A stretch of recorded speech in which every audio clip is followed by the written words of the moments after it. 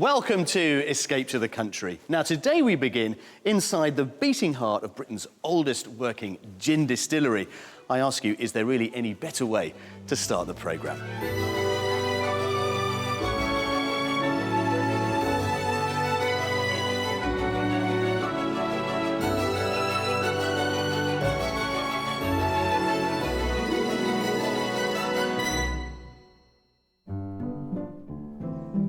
On today's show, we're helping a couple break ties with the house they've lived in for 28 years. They're out of their comfort zone.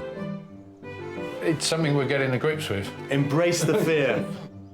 And it all gets too much for one of them. Oh, Karen, it's all got very emotional here, isn't it?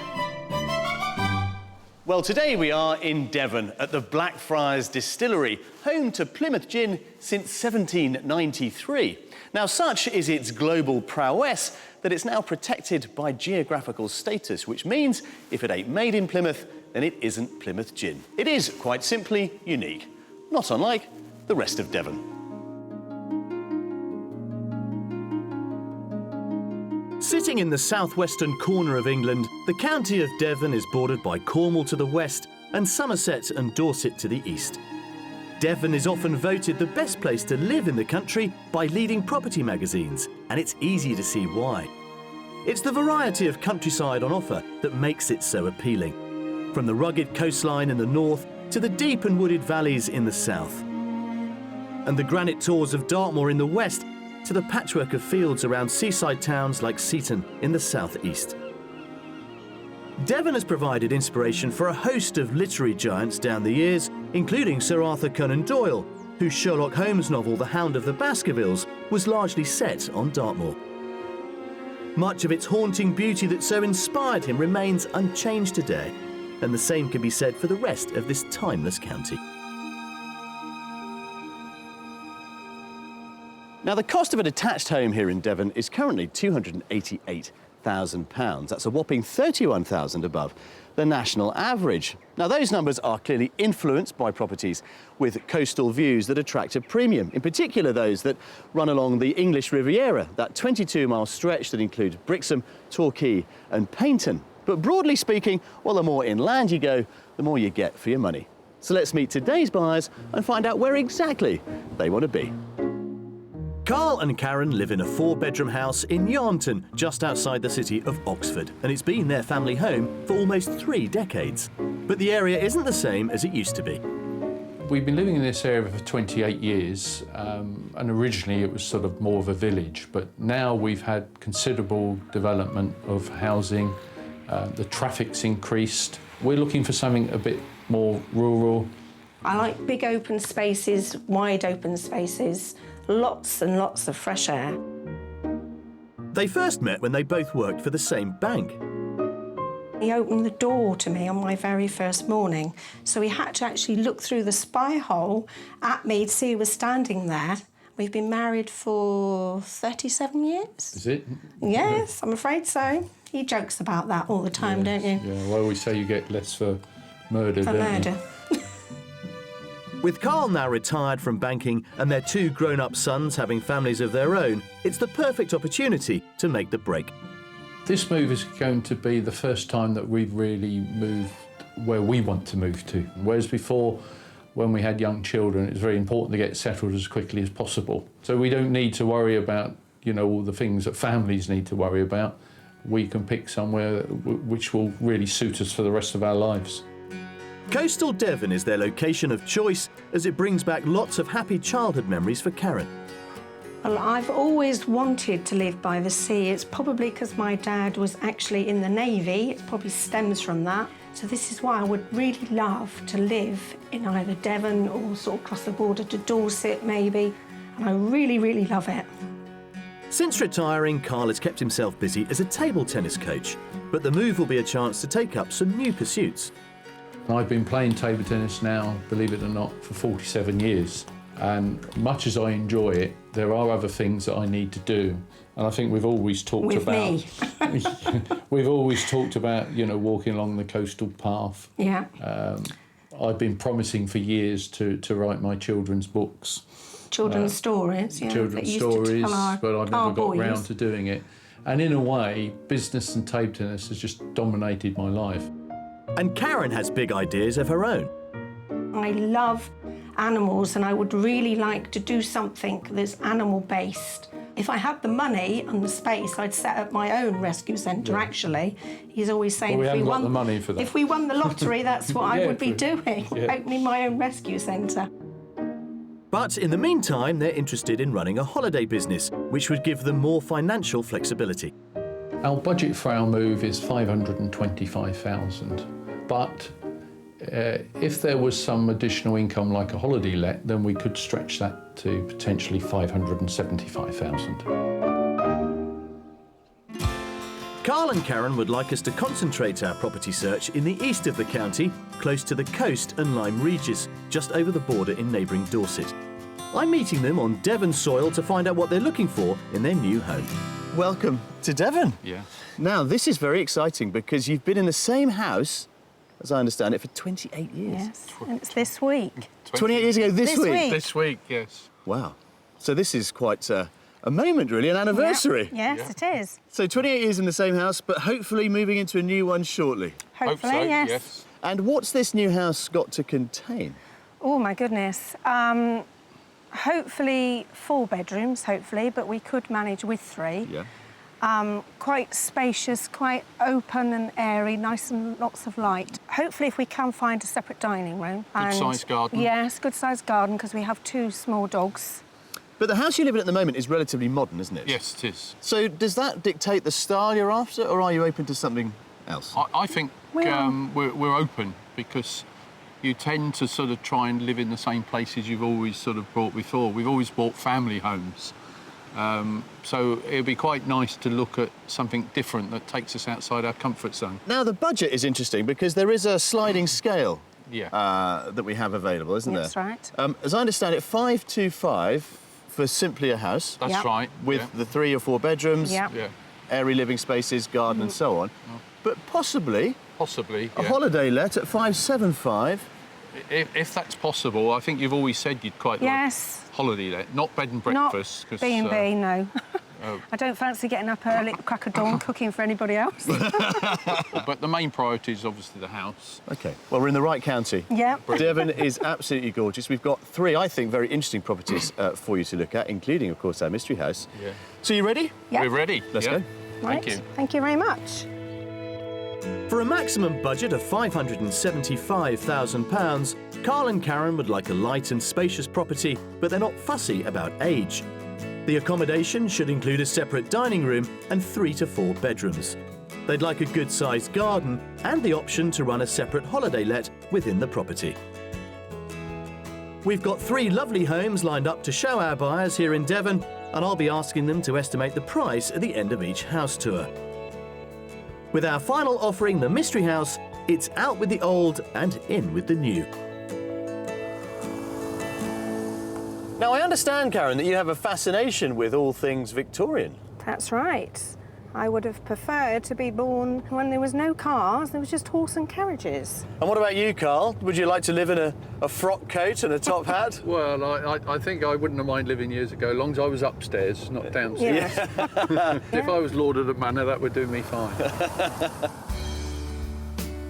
For our first property, we're heading to the small village of Compine in the east of the county, not far from the border with Dorset and close to Lyme Regis. The nearest village for shops and services is neighbouring Roosden, which is less than a mile away. It originally grew up around the country estate of a local 19th century politician, Sir Henry Peake, whose family donated the old school to the community in the 1970s and is now the village hall.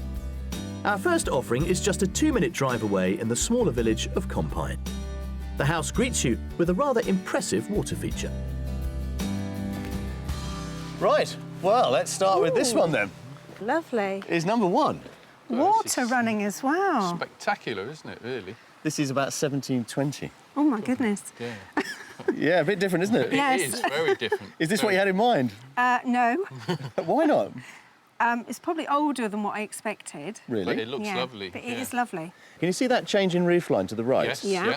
The building to the end of the property, that was the old village forge. Oh, right. Right. That, broadly speaking, could be separated off into a separate annex Right. Right. for want Okay. of a door. Oh, Yeah. right. All right, that's Yeah. where we're going with this one. So have that sense of the building's layout in your mind. Very interesting. Really looking forward to seeing inside. Come on, let's have a look. A good reaction to our first property with its annex potential. The house is only partially furnished inside, which allows us to see all the space on offer. Come on in, you two. There. Yeah? Yeah. Oh, that's lovely. Oh, a nice wood burner as well. Wood Yes. burner. Something Lovely we've never and had cosy. yet. Now, you said earlier that this was perhaps a little bit older than anything you might have considered looking at. Yes. Yeah. Does it is, feel actually? very old? It doesn't inside. No, it doesn't inside, no. Well, I think this rather sets the scene quite nicely for us. But I know that a dining room was important to you. Yes, it it is. It's was. just through here. Have a look at this. There we are. Nice little window seat too. Oh, Fireplace there. So you and your diners having a nice time in here, hopefully. yes. Very nice again, isn't it? And it's next to the kitchen, which is Oh, through right. here. So how about this then, Karen? Oh, that's pretty. That's quite well done, isn't it, really? The It's- space that they've made very good use of it. It's very nicely done. It's all pretty new, as you can see. It's got this lovely kind of cottagey feel to it. Yeah. A huge utility area Oh, good. around the back. Yeah. Very cosy kitchen diner. And, of course, it's got the addition of this conservatory. Oh, I didn't That's notice excellent. that. You see? No, I didn't notice that on the front. It also lets in a lot of light, but it's lovely having it next to the kitchen, so it really extends this diner space, as it were. Yeah. Now, remember when we looked at the outside, we saw that change in roof level? Yeah. Through there is the rest of the property, but we're thinking if you had a door here, Yeah. that would become a holiday let. That would make sense, wouldn't it? A separate Yeah. holiday I can let. see Yeah. that. Yeah. Yeah. All it needs is its own little kitchen area, but there's Right. plenty of room for it. Oh, right. The old forge end of the house that I'm suggesting becomes the holiday let features a lounge with stable door to the outside, a downstairs shower room, and two smaller rooms at the back, which could be converted to a kitchen area, subject to planning permission. There's also a double bedroom on the first floor in this wing with its own separate staircase. Upstairs in the main house, there are three further bedrooms, a double with built-in wardrobe and a single accessed via a dressing room along with a family bathroom. But I want to show Carl and Karen the potential master. Now, watch your heads. Duck a little bit. This is certainly one of the bigger rooms. None of them are en suite, but you have got the family bathroom down the corridor. The space is the key thing. Is there enough space up here? And how does it compare with what we've already got, I suppose? I think downstairs is very good. Yes. Upstairs is probably smaller than what we've got at the Yeah, moment. because we've got quite a large bedroom Yeah. and a dressing room attached to it at the moment. So there's plenty of So we're a bit pros spoilt. and some cons, but it's just seeing through that, isn't it? Yeah. What you can do with it. OK, well, let's go and have a look at the back garden. We've been tempted by the front garden with all those water features. Yes. Let's have a look at the back. As well as the landscape garden with its water feature at the front of the house, there are also two lawned areas at the back of the property, bordered by plants and shrubs. And there's a summer house and a terraced seating space with views of the village. Well, I think from here we really can kind of take it all in. As you can see, there's the break in the roof line, so that's the separate annex. It does mean that your guests have their own little garden area behind this mature border in front of us. So they get their own garden. So you get this bit, and of course you've got the front garden. Yeah. So let's think about the value of property number one. Who's going to go first, Carl? I think Right. There's a lot of property here. Certain bits that we may need to change. So I'm going to go for 535,000. 535. OK. Yeah. I'm going to go a little bit lower. 525? 525. Well, that's certainly the bottom end of what you Yes. hope to spend. Yes. And I'm afraid this is on at 575. Oh, Because of its location. You know, Lyme Regis is a hotspot. Yeah. There's no getting away from it. This part of the world is, you know, forever popular. And, of course, it does have that income potential. I think it's a good first house. Off you go. Go and explore it. And I will catch up with you a little bit later. Priced at £575,000, our first property is right at the top of Carl and Karen's budget, but it does give them some income potential. It's a detached period property with roots dating back to the 18th century. The accommodation includes a separate dining room and spacious kitchen and breakfast room. There are 3 bedrooms in the main house, and the annex, which was the old forge, has a separate living space and upstairs bedroom, which could work as a holiday let. I was actually very pleased when I first saw the house. It was very, very pretty. Lovely front garden with actually moving water, which is very pleasant. The downstairs just seems to go on, and it's really impressive. I think the downsides are probably the upstairs. The rooms are quite small. There's no ensuite facility, so there's a bit of work required there. It's given us a lot of food for thought. All done? Yes, All done. I think so. Is it all done and sold? Oh, I don't know about that one. Got a bit Lot to thinking think to do. about. Yeah. Well, we've got 2 more properties to tempt you with, including the Mystery House. Let's keep on. Good.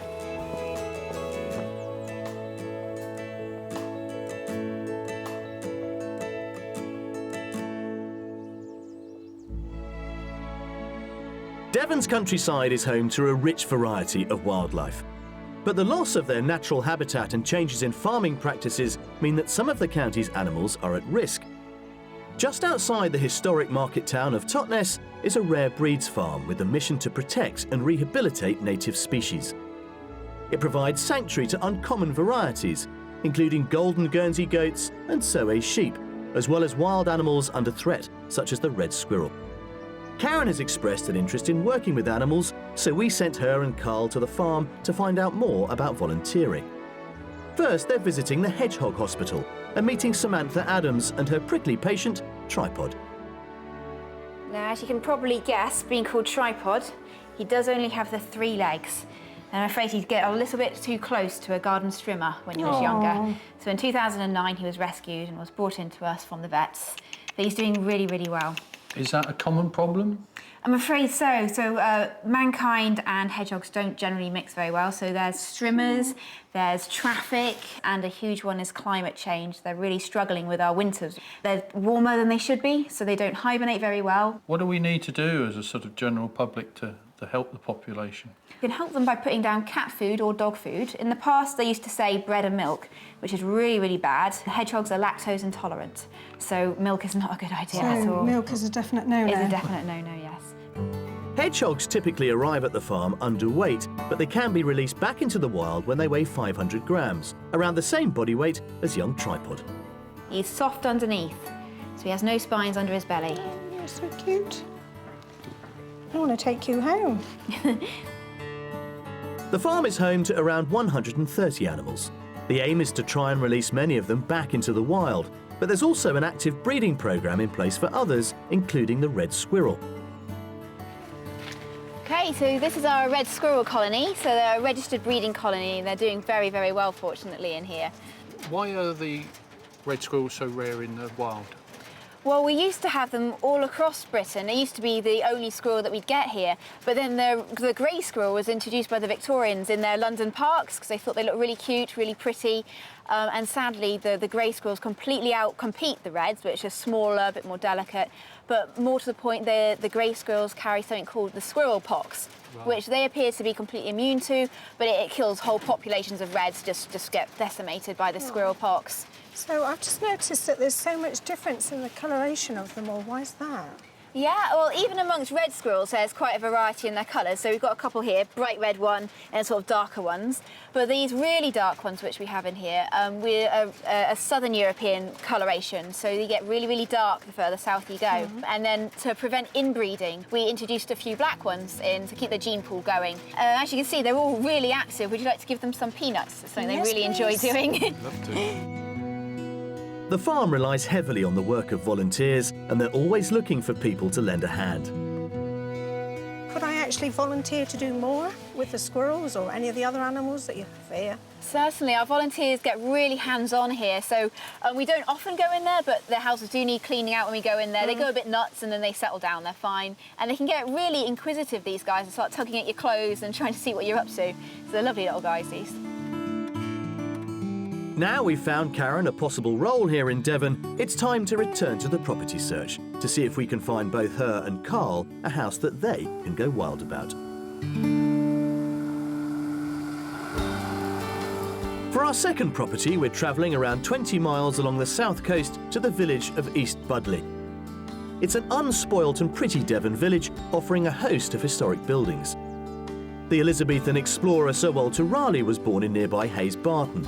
and the focal point of the village is a statue of the famous seafarer. There's also a parish church, a bakery and a community shop. Our second property is even older than our first, and it's situated right in the heart of the village. There. That's it. What do you reckon? A thatched roof. It is indeed. Yes. It is a lovely thatch Yeah. roof, very typical, you know, for Devon, as you probably know, I'm sure. It's also got this fabulous barn attached to it, and we're thinking maybe that could be a bit of a development project for you, looking ahead to this idea of the holiday lets. Yeah. It looks very interesting. You also get those double garages, a Yeah. little workshop attached to them. They're brand new. Yeah. Now, at our first property, you were a bit taken aback because you thought it was somewhat older than the sort of thing you might have looked at. We've gone Yes. back further in time with this one. How do we feel about that? So I don't know at the moment until I get inside and have a look in the inside. You're looking a bit anxious. Yes, yeah, it's something we wouldn't have We considered. wouldn't have considered that. But- That's the thing, I think. Come on then, let's go and have a look. Lovely. Well, a slightly nervous response from Carl and Karen to this Grade 2 listed cottage. It's 300 years older than the house they live in now, and it could take some getting used to. So what have we got for you in here? Come on through. Quite impressive, isn't it, really? It's very big, actually, isn't it? Isn't it? Look at the fireplace. Yes. Classic kind of Inglenook. Yeah. But the thing that really took my eye was the beam, that elm beam. Well, there's quite a lot of light comes in here. Often you get sort of, when you find beams, very dark, but it seems to be quite bright. Yeah, the light pouring into you there is lovely with the window seat. So, Karen, what are you thinking? Because I'm worried that you've got a bit quieter. Well, I like the dual aspect, the two windows Yep. in this room. Makes it a lot lighter. But I don't think Karen's convinced, even though the house is brighter than they were expecting. It also gives them the separate dining room they asked for, along with a study and utility room on the ground floor. And then this is the kitchen. Oh, That's very well done, isn't it? that's quite spacious. Yes. Yes, Look at the range. that range. I guess my only concern is that because you're coming from a home that's really so modern, Yeah. that you've been in for such a long time, Yeah. I'm getting the sense that when we talk about a property that's older, whether that is something that you're going to be very comfortable. It's something we wouldn't have sort of necessarily selected ourselves, a thatch roof and this age of property. So it's something we're getting to grips with. Embrace the fear. You've probably got the notion that every thatched cottage is always low-ceilinged and very dark. And it's not necessarily that, is it?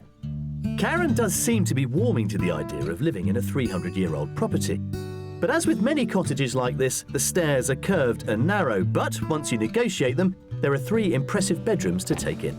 Now there's a lovely light guest double through there, Karen. There's another double here. And then family bathroom is there. And then last but not least, your bit. Nice. Yeah?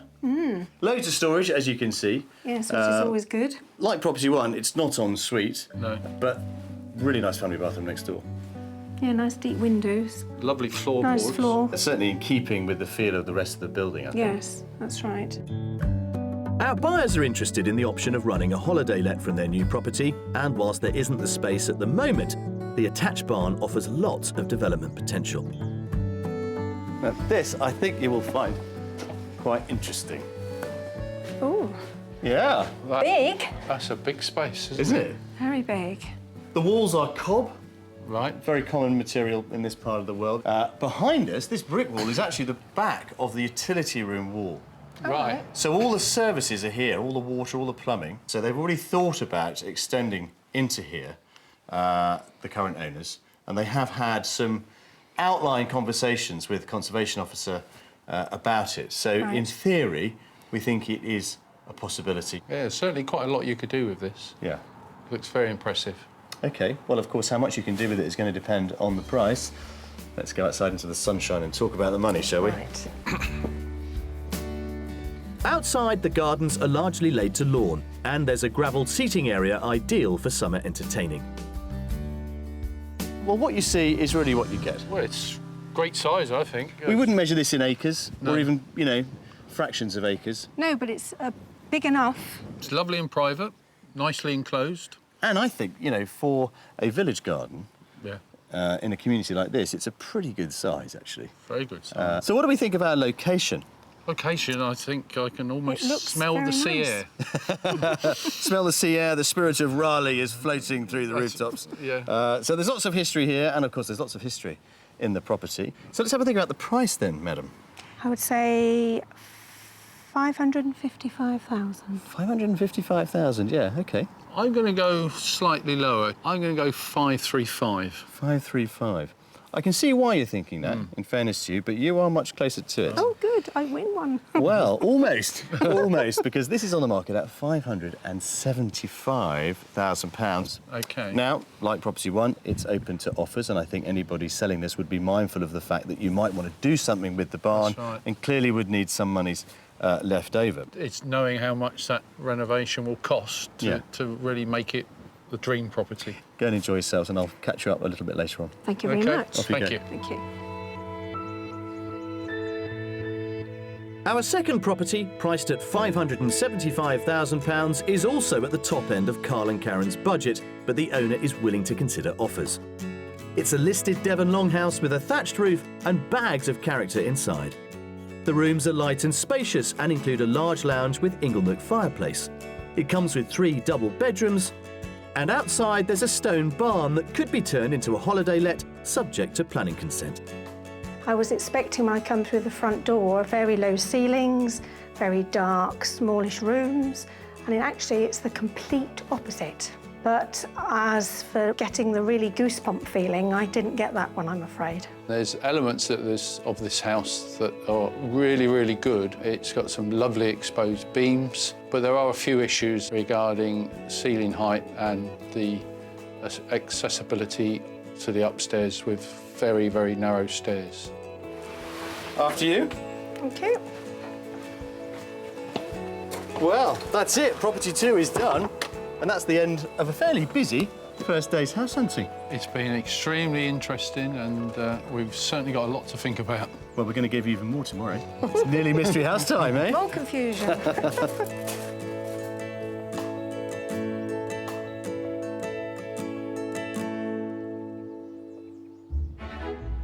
It's the second day of our house search here in Devon, and with a maximum budget of £575,000, we're helping Carl and Karen close the chapter on their Oxford home of nearly 30 years. Still to come, the mystery house pushes all the right buttons. Oh, This is obviously working, isn't it? this one's working. Yeah. And I taste the tipple that wet the whistle of the British Navy. Well, as we begin our final day of house hunting with Karen and with Carl, it is perfectly obvious that our first 2 properties, although escape to the country classics, clearly aren't working at all. This is proving to be far more of a challenge than I had expected. So for our mystery house, we are rewriting the remit and spreading our net far and wide. On this occasion, it's very definitely out with the old and in with the new. For our mystery house, we're heading back east along the coast to the seaside town of Sidmouth. It's a popular spot for tourists, and a large part of the town has been designated a conservation area due to its range of Regency and Georgian buildings. Sidmouth is also the gateway to the Jurassic coast and is known for its striking red cliffs formed some 240 million years ago. Our mystery house is a more recent addition to this stunning shoreline, completed just 4 years ago. It couldn't be more different to our first 2 properties. It's situated just outside of the town on the edge of the local golf course. Look at this. Whoa. Yeah. My goodness, Come this way. Absolutely breathtaking. it's huge. Now, you don't get all of it, Oh, I'm afraid. You get that bit over bit there. that side. okay. The sea is just behind those trees. I know, I can see it. Karen said she won't be by the sea. That is absolutely tremendous. Now, this is a fascinating redevelopment. Can you see down there? See those Yeah. pillars? Yeah. This used to be, wait for it, a Victorian water tank Really? that was supported by these pillars. But now they've, well, really gone to town with the architects to create a bespoke complex. Has the feel of a kind of barn conversion. Effectively, what you've got is a 4-storey Four-storey? a 4-storey townhouse, because you get the bit down there, the Yeah. bit in the middle, and then 2 floors above. You can see we're beaming faces today. At last. Come Yeah. on, let's have a look. This contemporary property is semi-detached and part of a larger complex, but that doesn't seem to worry Carl and Karen. The accommodation is arranged over 4 levels. We're entering the house on the first floor. Grab the door, Carl. Thank you. Now, isn't that an entrance? Wow. Yeah? That is unbelievable. It's big as well. Uh-huh. I mean, you don't realise how big that is from the outside. No, but not really. Are you pleased? I've never... Oh, Karen. It's all got very emotional here, isn't it? Oh, This is obviously working, isn't it? this one's working. Yeah. I think we've pressed a few buttons here, Carl, haven't we? I think you have. We've not seen anything like this ever before. This is, well, I don't know what to say, really. It's something didn't expect at all. Didn't expect at all. You didn't expect it, did you? No. Come and have a look at the kitchen, yeah? I think you'll like this, Karen. There you are, look. Oh, good. Look at all this. Lovely space, There's room isn't for it? another table. Well, exactly. You've got more dining tables than you need, really. There's one in here, there's one next door, there's one out there on the Yeah. decking. Talk about being light and airy. This is... You've got 2 more floors to explore. Oh, dear. Yes? You can take your pick of master bedrooms. The floor below is home to more living space, which we'll explore later. But we're heading up to the second floor, where you'll find a family bathroom and 2 of the 3 large bedrooms in this house. And I've earmarked one of them for Carl and Karen. Now, we've got your 2 doubles on this floor. That's one of them, with an ensuite. Oh, but right. this one, I think, would make the best of the masters, really. It doesn't have an ensuite, No. but Big. it has the view of the golf course. Yeah. Very nice. Lots of wildlife to watch as well. You Yeah. can see me coming off the 18th, dear. Yeah, There you could do. go. Absolutely magnificent. And don't forget, there is another floor which also has an ensuite. Does it really? Yeah. You know, the finish up there is exactly the same as the finish down here. Yeah, it's all lovely. Let's go to the basement. Come and look at this. A fantastic response to our mystery property so far. But let's not forget that Carl and Karen also wanted one with holiday let potential, and I want to show them what this house has to offer. There. Oh, more space. More space. Dearie me. Another sitting room. And look above you. That's the brick vaulted Oh, right. ceiling Oh, right. from the old yes. water tank. Ah, Right, and I can see I where the understand pillars go now. now. Now, but for a door there, this could be a self-contained holiday let if need be, because through that door there is a utility room with a sink in it. All it needs is a cooker hob, really, and that becomes your kitchen. There's an ensuite there, there's a bedroom space over there, and of course you've got this living space here, and a separate door there for your guests. come in and out. Well, I saw a couple of people going out to play golf. I would imagine that keen golfers wanted Would to come be down. delighted Yeah. to come and stay here. Yeah, Yeah. Yeah. That's where we're going with this one. right. Yeah. It does offer you that Yes. possibility of the extra income if you want it, and your guests would be completely separate from you. Yeah. So how are we doing out of 10 on our mystery house, Karen? I think it's virtually at the top. Yeah? 9.5. 9.5, almost the top of the shop, Carl. I think it's near a 10. I mean, what they've done with this complex is quite unbelievable, really.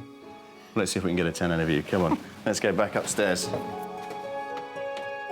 The garden is accessed via the first floor living area and is largely laid to lawn and surrounded by trees. And finally, the garden. Yes? Yes. What do we think? It's good size, isn't it? It's all right, isn't it? Yeah. Considering it's in a complex, Yeah. I don't think that's bad at all. Does this give us a final 10, do you think, Oh, with the garden? yeah. Yes. Yes. Yeah, I thought think it so. I think so. Well, let's think about the price then, madam. What would you pay for I'm it? going first, am I? Yep, I think it's going to be possibly right at the top end. 575. 575, yeah. I'm going slightly lower, being optimistic. 550. Yes. Optimistic would be the word, I'm afraid, Carl. Right. I'm afraid you're both wrong. Oh. Right. But I think there may be room for negotiation because currently this is on the market at £595,000. Right. Okay. But I am assured a reasonable offer would probably be listened to. That's certainly something to think about. Certainly. Yeah. Good. Right then. Don't cry again. Off you go before you do. I'll catch you later. On the market at £595,000, our mystery house is slightly over budget, but the owner is open to offers. It's an architect-designed 4-storey property. The stylish interior includes a large living area and a contemporary kitchen diner. There are 4 bedrooms in total, 3 of which are en suite. What's more, the ground floor offers potential for a very impressive holiday let, and the property is located on the edge of a popular seaside resort. I think I got all emotional because it was just what I wanted. I was wanting a house that was very light and airy, and also the main factor is because it's very, very close to the sea. I can see the sea. I'm finding it hard to fight the tears coming back again, actually. I suppose it's fate, isn't it? It's 28 years to the day that we moved into our last home, so maybe it's telling us something. I love these old iron pillars. This really is a fabulous repurposing of what was once simply a utilitarian water tower. And now it is a gorgeous home that might be yours. Who knows? May well be. May well be. Has a decision been made? I think I'm going to be looking at the finances and checking a few details. Are you now? Good. Well, let's see how it all might work.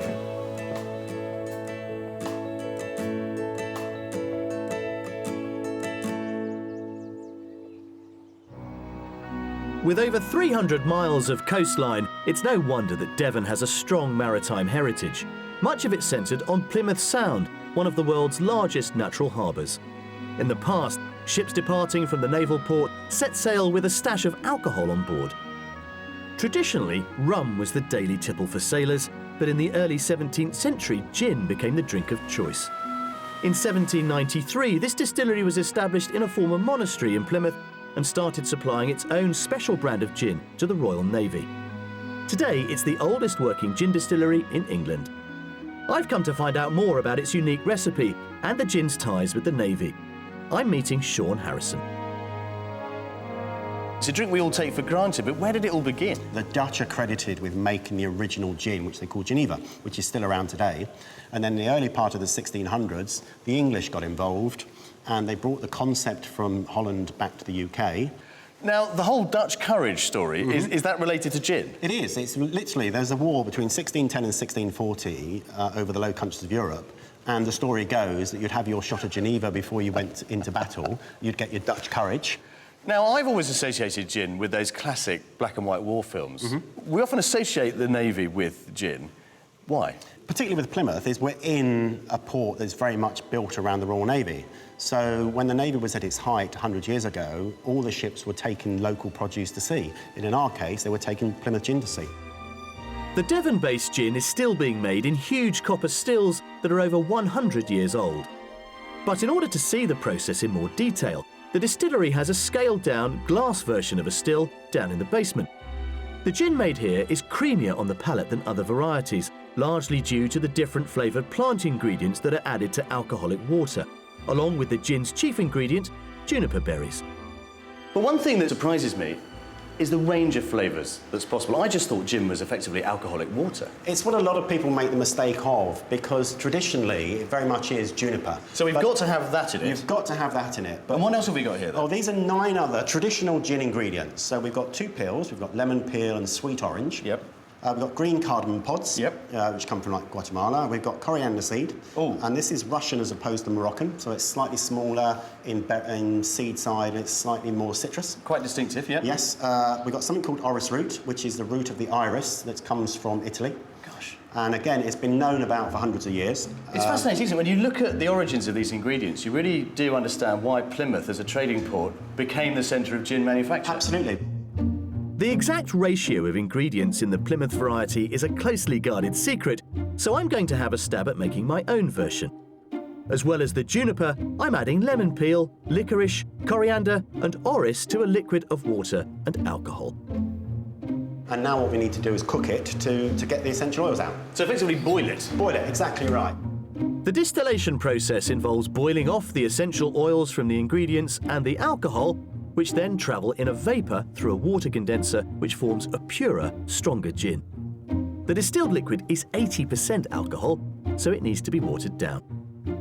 But once it's travelled up there and filled this bottle, then we add some water and it's ready to drink. And it's ready to drink. Brilliant.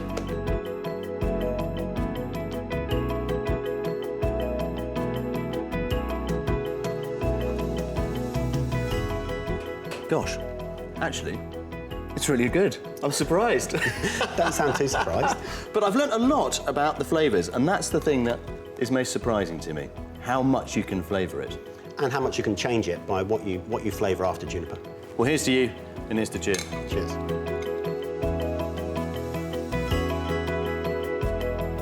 What a day, and what a view. Now, Karen's face, frankly, has told us all we need to know about which property is her favourite, but the question is, are they likely to buy it? Well, let's go and ask them.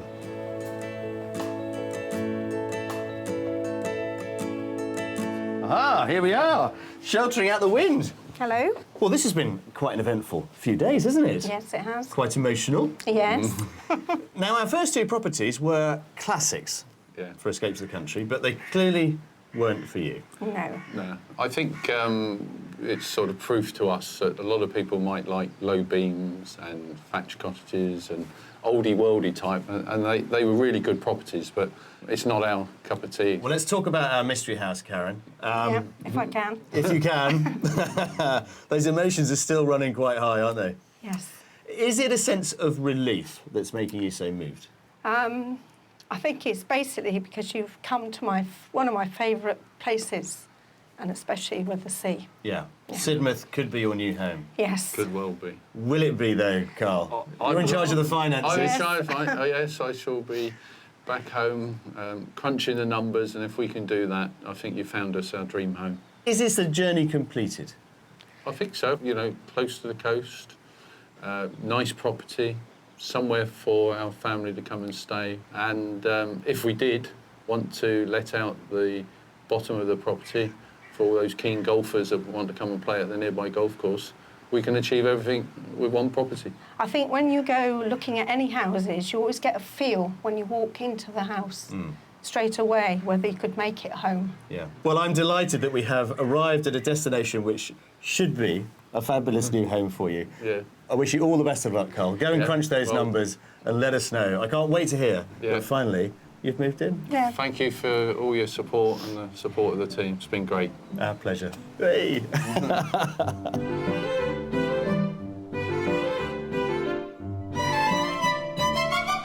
Well, this has certainly been an odd week here on Escape to the Country. Our view of what a traditional country house should look like has clearly been at odds for a couple who, in seeking a whole new chapter in their lives, have really struggled with the enormity of the changes in front of them. But we've rethought their remit. And in our mystery house, I think we've really offered them the prospect of a whole new life in a stunning new property overlooking the sea. And being something of an old softie, well, I do like a happy ending. If you'd like to escape to the country in Scotland, Wales, England, Northern Ireland, or maybe even further afield to the continent and would like our help, then please apply online at bbc.co.uk/be on a show.